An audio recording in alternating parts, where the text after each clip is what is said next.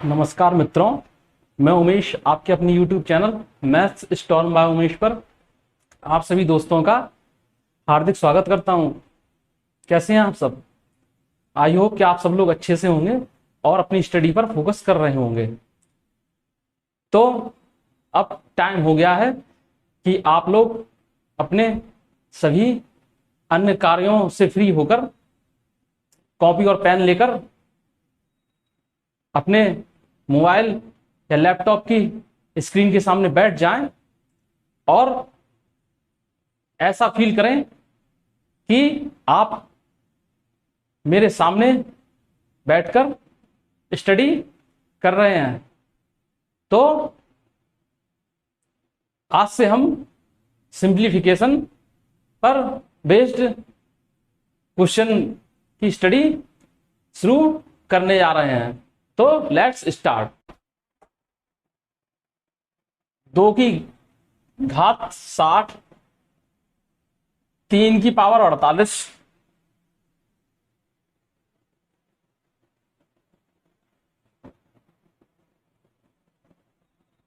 4 की पावर 36 और 5 की पावर 24 में सबसे बड़ी संख्या क्या है? सबसे बड़ी संख्या बताइए। देखिए, 2 raise to power 60, 3 raise to power 48, 4 raise to power 36 and 5 raise to power 24 में सबसे बड़ी संख्या बताना है। तो इस कंडीशन में हम क्या करते हैं, जो पावर्स होती हैं उनका हम क्या करते हैं, पहले एचसीएफ लेते हैं। समझ रहे हैं? तो 60, 48, 36, 24, 60, 48, 36, 24 इन सबका एचसीएफ यानी कि मासा क्या होगा? 12। क्या होगा? 12। इन सबका मासा जो है वो 12 होगा। तो जरा इसको हम ऐसे भी लिख सकते हैं कि 2 की पावर 60 को हम लिख देंगे 2 की पावर 5 इंटू 12। 3 की पावर 48 को हम ऐसे लिख सकते हैं 3 की पावर 4 इंटू 12। 4 की पावर 36 को हम ऐसे लिख सकते हैं 4 की पावर 3 इंटू 12। और 5 की पावर 24 को हम ऐसे लिख सकते हैं 5 की पावर 2 इंटू 12। ठीक है। अब देखिए इससे क्या मिल गया हमें, 2 की पावर 5 कितना होता है? 2 दूनी 4 दूनी 8 दूनी 16 दूनी 32। तो 32 की पावर 12। 3 की पावर 4 क्या होता है? 81 होता है। तो 81 की पावर 12। 4 की पावर 3 कितना होता है? 64 होता है। तो 64 की पावर 12। और यहां 25 की पावर 12। तो अपने आप आपके सामने बात क्लियर हो रही है कि सबसे बड़ी जो संख्या होगी वो 81 की पावर 12 होगी। देखिए 32 की पावर 12 है, 81 की पावर 12 है, 64 की पावर 12 है, 25 की पावर 12 है। तो अपने आप समझ में आ रहा है आपको कि 81 की पावर का मान 81 की पावर 12 का मान सबसे ज्यादा होगा। तो 81 की पावर 12 कौन सी संख्या थी? ये। तो ये संख्या जो है सबसे बड़ी संख्या होगी। 35 का स्क्वायर प्लस 38 का square divide by how much equal to 5। ठीक है। तो सीधी सी बात यह है कि अगर हम डिवाइड बाई 5 कर दें तो हाउ मच आ जाएगा। ठीक है, वो इधर जाएगा, ये वहां पहुंच जाएगा, इस तरीके से। तो सीधी सी पूछी गई है कि 35 का स्क्वायर प्लस 38 का स्क्वायर में हम 5 से भाग दें तो हमें क्या मिलेगा, ये पूछा गया है। तो इसके स्क्वायर में दिक्कत होना ही नहीं चाहिए। 5 25 और 4 तियां 12, ये हो गया। 38 का स्क्वायर क्या होगा? 38 का स्क्वायर में कैसे करेंगे? पहले यूनिट डिजिट का वर्ग। तो यूनिट डिजिट हो जाएगा 8 8 64। हासिल कितनी है? 6। आपको याद रहना चाहिए। 3 24, 24 का दूना 48 और 48 में 6 जोड़ेंगे कितने बचेंगे? मिलेंगे 54। 54 का आ जाएगा 4। अब हासिल कितनी रहेंगी? 5। फिर 10th डिजिट का वर्ग 3 का स्क्वायर, 3 का स्क्वायर कितना होता है 9, 9 में 5 ऐड किया तो हो गया 14, ठीक है, बटे 5। तो बस ये कितना हो जाएगा 5 4 9, 4 2 6, 4 2 6, एक और एक 2 और 5 से भाग दे देंगे तो ये आंसर आ जाएगा 5 25, 5 25, 5 तिया 15, 5 तिया 15, ठीक है, और 5 40, 533.8, एक सही 3/5 प्लस एक सही 2/7 प्लस एक सही 1/4, ठीक है।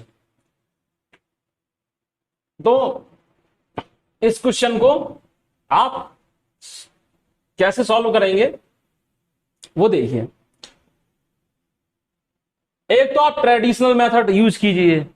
तो ट्रेडिशनल मेथड में क्या हो जाएगा 5 एकम 5 प्लस 3 8, 8/5 प्लस 7 एकम 7 2 9, 9/7 प्लस 4 एकम 4 और प्लस 1 5/4 और इन सबका एलसीएम लेते रहिए और फिर मल्टीप्लाई कराते रहिए। तो ये तरीका हो गया। लेकिन चूंकि आप कॉम्पिटिटिव एग्जाम की तैयारी कर रहे हैं तो आपको ये ट्रेडिशनल मेथड भूल जाना है, ऐसे सॉल्व नहीं करना है। तो कैसे सॉल्व करना है आप देखिए,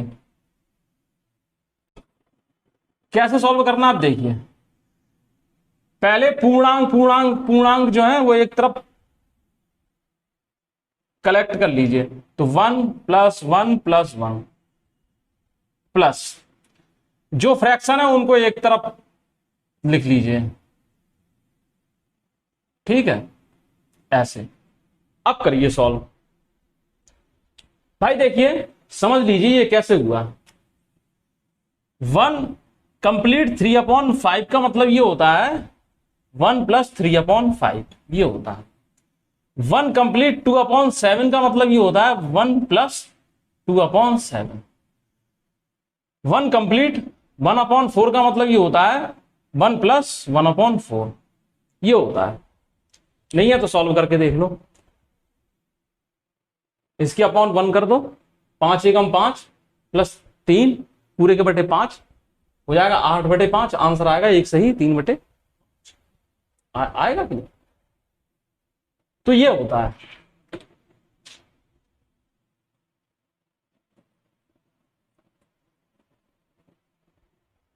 अब समझिए ध्यान से फ्रेंड्स, ये कितना हो जाएगा 1 + 1 + 1 3 हो जाएगा प्लस 5 7 4 का लासा कितना होगा 140। क्या होगा 140। 5 का भाग इसमें देंगे तो कितनी मार जाएगा 5 दूनी 10 और 5 6 40। 28 का गुणा 3 में हो जाएगा तो हो जाएगा 28 3 84। फिर 7 का भाग इसमें देंगे तो 7 का भाग 20 बार जाएगा और 20 का इसमें 2 मल्टीप्लाई कर देंगे तो हो जाएगा 20 दूनी 40, ठीक है। फिर 4 का जब इसमें भाग देंगे तो जाएगा 35 बार, 4 3 12 4 5 6 20 और ये हो जाएगा 35। यहां तक तो आपको क्लियर हो गया होगा। अब देखिए ये कितना हो जाएगा 4 + 5 9 और ये कितनी क्या हो जाएगा 8 4 12 3 15, ठीक है। तो हो जाएगा 3 प्लस देखो 4 5 9 और ये हो जाएगा 8 4 12 3 15 159/140। लेकिन इसका मतलब ये नहीं कि अब आप इसको लिख दें कि 3 कंप्लीट 159/40, ये नहीं करना आपको। हमेशा आप एक बात ध्यान रखिए कि न्यूमरेटर अपॉन डेनोमिनेटर यानी कि अंश बटे हर, ठीक है। अंश बटे हर में जब क्या है न्यूमरेटर डेनोमिनेटर से छोटा हो यानी कि हर बड़ा हो अंश छोटा हो तो ये कहलाती है प्रॉपर फ्रैक्शन। क्या कहलाती है? प्रॉपर फ्रैक्शन, आपने पढ़ा होगा। ठीक है, और हमें प्रॉपर फ्रैक्शन में ही क्वेश्चन का आंसर लाना होता है। और if numerator is greater than denominator, यानी कि अंश अगर हर से बड़ा होता है तो उस कंडीशन में कहलाती है इम्प्रॉपर फ्रैक्शन। इम्प्रॉपर, तो ये क्या है? हमें इम्प्रॉपर दिख रही है, समझ रहे हैं? तो इम्प्रॉपर को हमें प्रॉपर बनाना पड़ता है कि जैसे 3/2 है, 3/2 है और लिखा है 3 + 3/2, ऐसे लिखा है। तो इसका मतलब ये नहीं कि आप कर दें 3 सही 3/2, गलत होगा वो।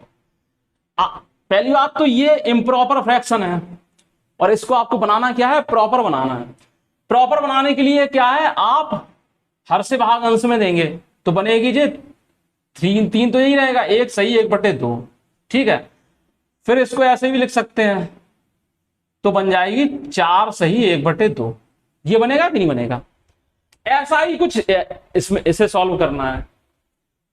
तो करना क्या है? 140 का 159 में हम भाग देंगे इसके लिए। तो देखिए 140 का 159 में भाग देंगे तो जाएगा 140 एकम 140 और बचेगा 19। तो मिलेगा क्या? 1 सही 19/140, ये मिलेगा। लेकिन इस प्रोसेस को करने में टाइम लगा कि नहीं लगा? समझ रहे हैं ना? कुछ तो टाइम लगा ही है। इस टाइम को हमें नहीं लगाना है। आप देखिए 140 का भाग इसमें 159 में कितनी बार जा रहा है? ठीक है, एक बार जा रहा है, तो वो +1 यहीं लिख दीजिए, 3 के साथ ही लिख दीजिए वो +1। फिर इसी 140 को इसमें से घटा दो तो क्या बचेगा? अंश में 19 बचेगा और बटे में 140 बचेगा ही। तो 159 में से 140 घटाएंगे तो क्या बचेगा? 19। 19/140, 3 और 1 कितना हो जाएगा? 4। तो 4 सही 19/140। ठीक है, फिर से समझ लीजिए, जैसे 159 सही 140 को सॉल्व करना था। ठीक है, तो भाग वगैरह देने का आप चक्कर मत रखिए। आप ये देख लीजिए कि 140 का इसमें कितनी बार भाग जा रहा है? एक बार जा रहा है, तो जो यहां पर 1 लिख लीजिए और अगर यहां पर अगर कुछ लिखा है उसमें 1 जोड़ दीजिए। फिर इसी 140 को इसमें से घटा दिया तो बचा कितना? 19। बस सॉल्व हो गया। तो 4 सही 19/140।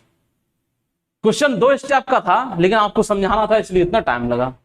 1 सही 8/9 प्लस 3 सही 2/7 प्लस माइनस है 2 कंप्लीट 1/7 प्लस 11 कंप्लीट 1/6। ठीक है, तो इस क्वेश्चन में क्या है?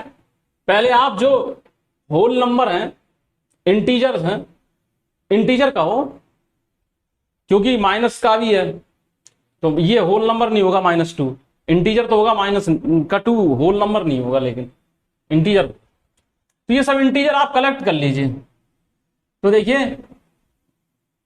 1 और 3 4, 4 और 11 15 और 15 में से माइनस का तो हो जाएगा 13। ठीक है, प्लस अब फ्रैक्शन एक जगह लिख लीजिए, 8/9 प्लस 2/7 माइनस 1/7 प्लस 1/6। ओके, अब देखिए 2/7 माइनस 1/7 को हम ऐसे भी लिख सकते हैं प्लस का 1/7। ठीक है, प्लस का 1/7। तो अब आप एक बात देखिए कि 6 7 9 का जो एलसीएम आएगा वो होगा कितना? 126।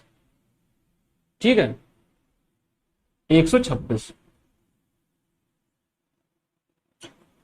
126 अपॉन में हो जाएगा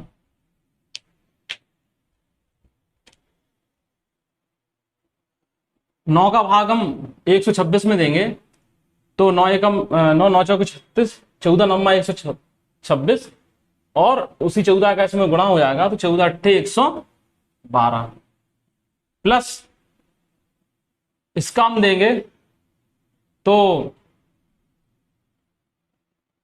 कितनी बार जाएगा 7 एकम 7 7 18 कितना बार जाएगा 7 एकम 7 18 सत्ते कितना होता है 7 56 18 बार जाएगा 7 का भाग 126 में देंगे तो 18 बार जाएगा।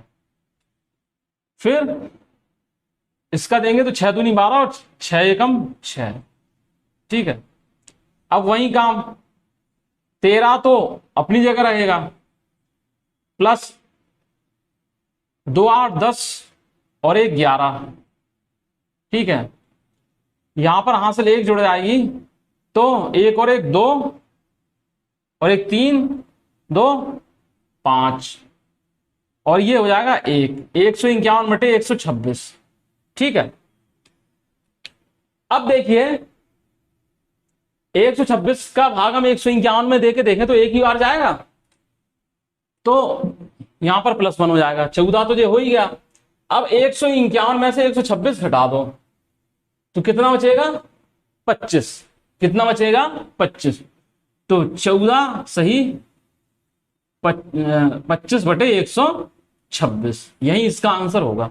5 सही 2 बटे 5 प्लस 8 सही 1 बटे 4 नेगेटिव 6 सही 1 बटा 3। तो देखिए इसमें आप क्या करेंगे, इंटीजर्स को साथ साथ ले लीजिए तो 8 5 13 और 13 में से 6 गया तो कितना 7 7 प्लस फिर फ्रैक्शन को एक साथ लीजिए 2 बटे 5 प्लस 1 बटे 4 माइनस 1 बटे 3। ओके 7 प्लस इन सबका जो एलसीएम आएगा वो कितना आएगा 60। क्या आएगा 60। तो देखिए 5 का जब हम 60 में भाग देंगे तो 12 बार जाएगा। 12 का यहां गुणा होगा तो आ जाएगा 24 प्लस 4 का जब इसमें भाग देंगे तो 15 बार जाएगा। 15 एकम 15 नेगेटिव 3 का जब हम 60 में भाग देंगे तो 20 बार जाएगा तो ये हो जाएगा 20। हो जाएगा कि नहीं। अब यहां पर ये देखिए कि 24 और 15 कितने हो जाएंगे 39। कितने हो जाएंगे 39 और 39 में से 20 जाएगा तो बचेंगे 19। 19 ठीक है, तो 7 प्लस 19 बटे 60 ये पहले से ही प्रॉपर फ्रैक्शन में आ रहा है। आ रहा है कि नहीं। तो 7 सही 19 बटे 60 यही इसका आंसर होगा। अब डियर फ्रेंड्स हम आते हैं अपनी जो हम ट्रिक पढ़ा रहे थे उस पर हम आते हैं। तो कल हमने आपको स्क्वायर करने की ट्रिक बताई थी और उसी ट्रिक पर बेस आज हम कुछ क्वेश्चन और देखते हैं, फिर उसके बाद नई चीज बताते हैं। जैसे कह दिया 47 का स्क्वायर, तो सीधी सी बात यह है कि इकाई के अंक का वर्ग करेंगे तो 7 49 हासिल कितनी 4। फिर इन दोनों का आपस में मल्टीप्लाई कर लेंगे तो 4 7 28 और उसका दूना 28 दूनी 56। 56 प्लस 4 कितना हो जाएगा 60। 60 का 0 हासिल क्या लगेगी 6। क्या लगेगी 6। फिर 10th डिजिट है उसका हम वर्क करेंगे तो 4 चौको 16 और 16 में जो 6 जुड़ जाएंगे तो हो जाएगा 22। तो 47 का वर्ग हो जाएगा 2209।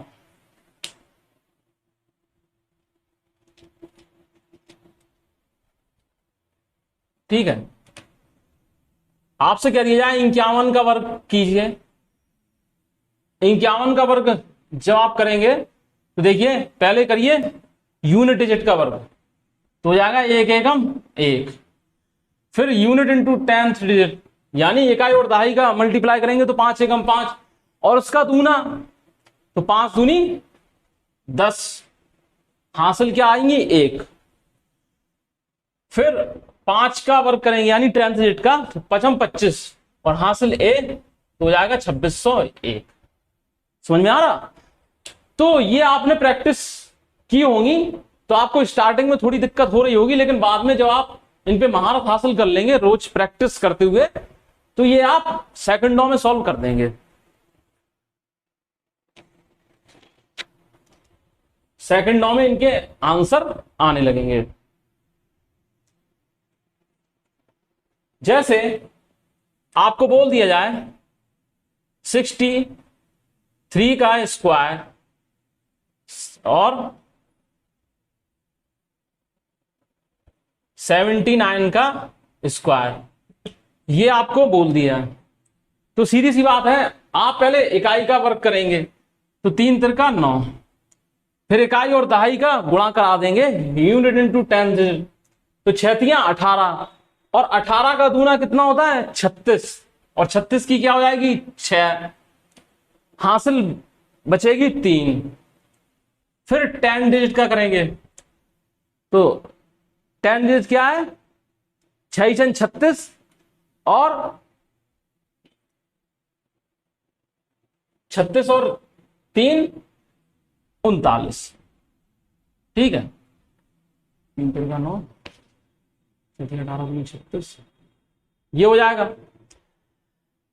अब 79 का ही ऐसे ही करेंगे, 9 9 जा 9 का वर्ग करेंगे इकाई के अंक का वर्ग तो 81 हो जाएगा, हासिल क्या हो जाएगी 8, फिर 7 9 63 यानी यूनिट डिजिट इंटू 10 डिजिट किया तो होगा 63, और 63 का दूना होता है 126, 126 में हम 8 जोड़ेंगे, 126 में जब हम 8 जोड़ेंगे तो हमें मिलेगा 134, तो 134 का हम 4 लिखेंगे, हासिल क्या रहेगी 13, और 77 49, और 77 49 में हम जब 13 जोड़ेंगे तो कितना हो जाएगा 49 और 13 हो जाएगा 62, ठीक है, तो 6241।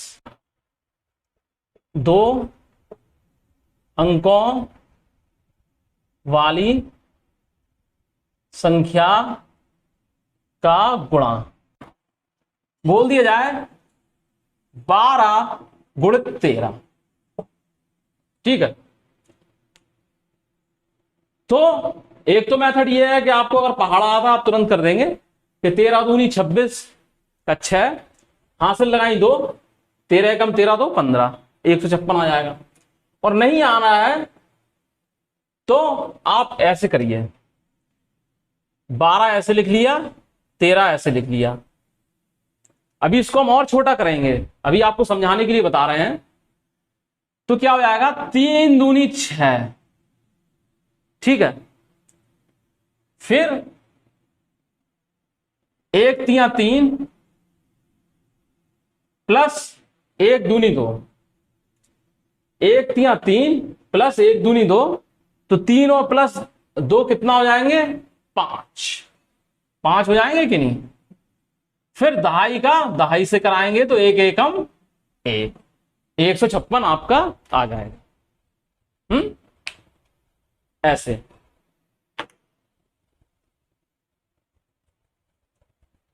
जैसे आपसे बोल दिया जाए 27 इंटू 38 का मल्टीप्लाई कराइए, तो 27 पहले आप लिखेंगे 27 और नीचे लिखेंगे 38, 7 का 8 से कराएंगे तो कितना हो जाएगा 7 8 56, 6 लिखेंगे, हासिल कितनी है 5 रहेंगी। फिर दुर्वट 16 और 30 21, 30 से 21, 21 और 16 कितना होता है 21 और 16 37, 37 में हासिल 5 जोड़ी आएगी तो हो जाएगा 42। अब क्या हासिल 4 रहेंगी, 3 का 2 में कराएंगे तो 2 3 6, 6 4 10, 1026 इसका आंसर आ जाएगा। जैसे आपसे बोल दिया जाए कि 43 इंटू 24, 43 इंटू 24, तो ये क्या हो जाएगा, ऐसे आप लिख लो तो क्या हो जाएगा, 3 चौक 12, फिर 4 चौक 16 और 2 3 6, तो 16 और 6 22, और 22 और 1 23, ठीक है, हासिल लगाई 2, 4 दूनी 8, और 8 में 2 जुड़ेगा तो हो जाएगा 10, तो ये हो जाएगी 1032। 51 इंटू 35 क्या हो जाएगा, 51 लिख लीजिए, 35 लिख लीजिए, 5 एकम 5, पचम 25, 3 एकम 3, 25 और 3 28, हासिल कितना 2, 5 तिया 15, 2 17, 1785। और इसी टेक्निक पर आपका 2 अंकों का स्क्वायर काम करता है। 17 का स्क्वायर है तो 17 का एक तो स्क्वायर का तरीका हमने ये बताया कि 17 का स्क्वायर क्या होगा कि आप यूनिट डिजिट का स्क्वायर कर लें, इकाई के अंक का स्क्वायर, तो 7749, हासिल कितना, कैरी आएगी कितना 4, फिर यूनिट इंटू 10 डिजिट कर लें तो 1 7 7, और उसका दुगना 14, 14 में 4 कैरी जुड़ेगी तो हो जाएगा 18, कैरी कितनी 1 रहेगी, फिर 10 डिजिट का स्क्वायर तो 1 का स्क्वायर 1 और कैरी 1 तो हो जाएगा 2, तो 17 का स्क्वायर 289 हो गया।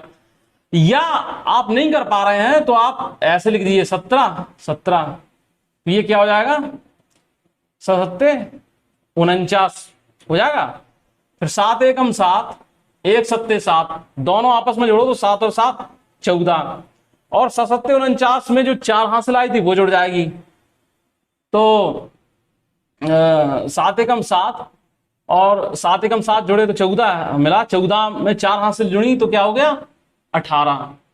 अब कितनी हासिल है 1, 1 एकम 1 और हासिल 1 जुड़ी तो हो गया 2, तो 289 हो गया कि नहीं हो गया 289। ऐसे ही आप स्क्वायर फाइंड आउट कर सकते हैं। तो ये क्या है, ये बड़ा ही शॉर्ट मेथड है 2 अंकों के गुणा करने का, 2 अंकों के वर्ग करने का, ये शॉर्ट मेथड है। इनको पर डे प्रैक्टिस में आपको रखना है, समझ रहे हैं ना, पर डे इनको प्रैक्टिस में रखना है। ऐसा नहीं है कि एक दिन सीखा और दूसरे दिन नहीं किया तो भूल जाएंगे आप, ठीक है। इसमें क्या है, कैलकुलेशन में जो त्रुटि है उसकी संभावना कम रहती है, एरर नहीं होती है, और जब आप सीखेंगे तो आपको थोड़ा ये लगेगा कि ये देर में कैलकुलेट हो पा रहा है, लेकिन जैसे जैसे आप रोजाना इसको सीखेंगे तो आपकी इन पर कमांड बनती चली जाएगी, और आप ट्रेडिशनल मेथड को छोड़कर जो ये मॉडर्न मेथड है इन पर ही आपका ध्यान जाने लगेगा। क्यों जाने लगेगा, क्योंकि हम अब कंपटीशन लेवल की पढ़ाई कर रहे हैं और हमें ट्रेडिशनल मेथड का यूज करना ही नहीं है कहीं भी।